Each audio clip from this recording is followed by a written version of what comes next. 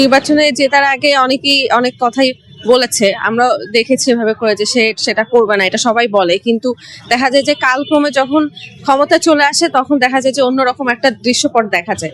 তো এই ক্ষেত্রে আমার মনে হয় যে তার দিক থেকেও সেটাই হয়েছে যেটা আমরা এক্সপেক্ট করিনি। তা আমার মনে হয় যে তার এইসব দিকগুলো থেকে আরেকটু নিজের জায়গা থেকে আরেকটু স্পষ্ট হওয়া উচিত, কথার সাথে তার কাজের মিল থাকা উচিত। আমার মনে হয় যে তার এটা লেজুর ভিত্তিক রাজনীতির মধ্যেই পড়ছে।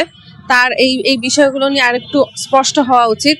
আর ভিপি হিসাবে আমি মনে করি যে তিনি ক্যাম্পাসে হোক কিংবা ক্যাম্পাসের বাইরে, তার আসলে তার জায়গা থেকে আসলে তার একটা মানে আনবায়াস ভাবে তার থাকা উচিত, যেখানে আসলে তার সাইড থেকে কোনো লেজুর ভিত্তিক রাজনীতি থাকবে না।